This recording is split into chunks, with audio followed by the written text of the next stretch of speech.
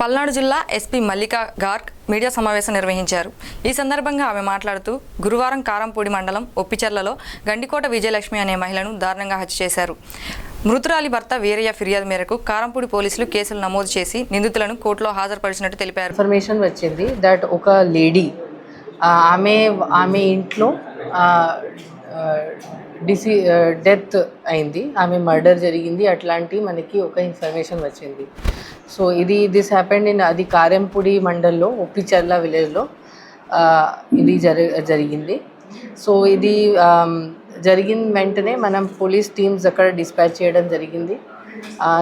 DSP Gurajala, CI Karempudi, SIs and మనం అక్కడ వెళ్ళిన తర్వాత మనకి ఫస్ట్ ఒక అట్లా అనిపించింది దట్ ఇది ఒక మర్డర్ ఫర్ గెయిన్ ఉంది. బికాజ్ ఆమె ఇయర్ రింగ్స్ కూడా మిస్ అయింది అండ్ ఆమె హెడ్ ఇంజరీ వల్ల చనిపోయి ఉంది. ఆమె బ్యాక్ రూమ్లో ఆమెది 2 పోర్షన్ హౌస్ ఉంది. సో ఇమీడియట్లీ ఇంకా ఇది ఒక murder for gain, that also ఒక లేడీది. సో ఇది చాలా సీరియస్గా తీసుకోవడం జరిగింది.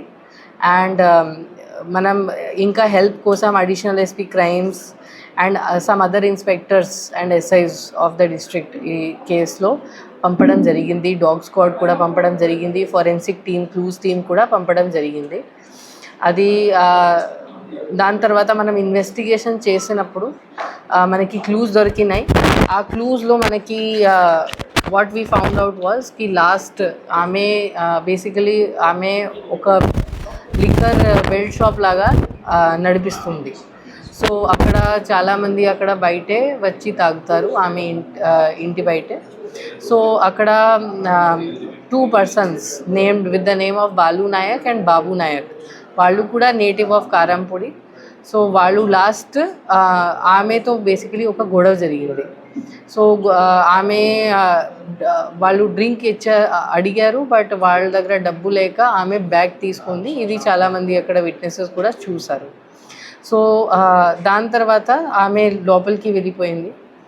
అండ్ ఈ ఇన్సిడెంట్లో వాళ్ళు వెయిట్ చేశారు. ఆమె మొత్తం రిమైనింగ్ అక్కడ డ్రింకర్స్ ఎవరు ఉన్నారు అందరూ డిస్పర్స్ అయిన తర్వాత వాళ్ళు అవకాశం చూసి ఇంటి లోపల వచ్చారు.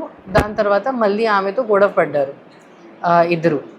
అండ్ వాళ్ళు చాలా డ్రంకెన్ స్టేట్లో ఉన్నారు బోత్ దీస్ పర్సన్స్.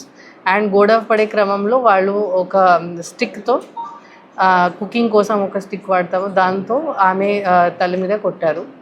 అది కొట్టిన వల్ల ఆమె అన్కాన్షియస్ అయింది. అక్కడ చాలా గట్టిగా కొట్టడం జరిగింది.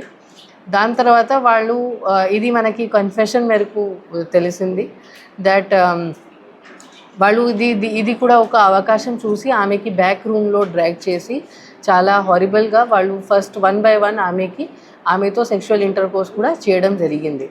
దాని తర్వాత ఆమెకి అక్కడ వదిలేసి వాళ్ళు ఇద్దరు అక్కడ నుంచి పారిపోయారు.